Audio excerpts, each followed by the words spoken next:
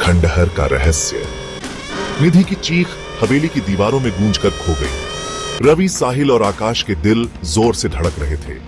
निधि का कहीं कोई नामोनिशान नहीं था, बस उसकी चप्पल जमीन पर पड़ी थी, खून से सनी हुई। हमें यहां से अभी निकलना होगा। रवि ने टॉर्च का उजाला चारों ओर फेंका, लेकिन धूल से भरी हवेली में कुछ भी साफ नजर नहीं आ रहा था।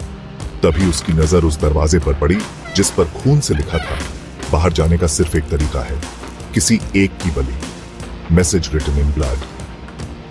क्या मतलब? कोई मजाक है क्या? रवि ने जवाब नहीं दिया। वह धीरे धीरे दरवाजे के पास पहुंचा और उसे धक्का दिया। दरवाजा अपने आप खुल गया, लेकिन अंदर घुप अंधेरा था। जैसे ही रवि ने टॉर्च अंदर घुमाई, वहां एक भयानक दृश्य उनका इंतजार कर रहा था। कमरे के बीचों बीच निधि जमीन पर बैठी थी, लेकिन उसके चेहरे पर कोई भाव नहीं था। वह खाली नजरों से एक ही दिशा में देख रही थी। उसकी त्वचा नीली पड़ चुकी थी और हाथ पैर अकड़ चुके थे। ऐसा लग रहा था जैसे वह किसी के वश में थी। निधि, उठो, हमें जाना होगा। लेकिन निधि ने कोई प्रतिक्रिया नहीं दी। तभी, तुम लोग बच नहीं सकते। आकाश घबराकर पीछे हटा, लेकिन तभी कमरे की दीवारों पर लहू से लिखी इबारतें चमकने लगी, अजीब भाषा में, जिसे कोई नहीं समझ पा रहा था। फिर निधि हंसने लगी। उसकी हंसी इतनी डरावनी थी कि सबकी रीढ़ की हड्डी में सनसनी दौड़ गई। निधि, ये तुम नहीं हो, जागो। लेकिन निधि की हंसी तेज होती गई और तभी हवेली के कोने से एक साया बाहर निकला, काला, लंबा, बिना आंखों वाला, बस एक परछाई की तरह। कोई यहां से जिंदा नहीं जाएगा।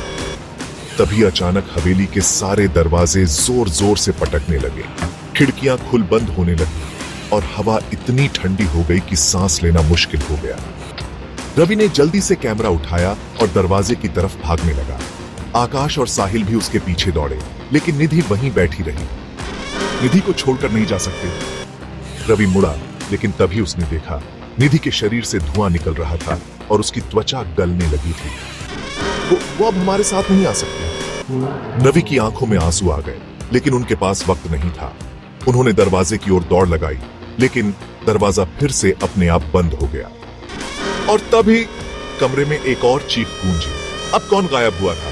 क्या वे कभी हवेली से बाहर निकल पाएंगे? भाग 3 जल्द ही।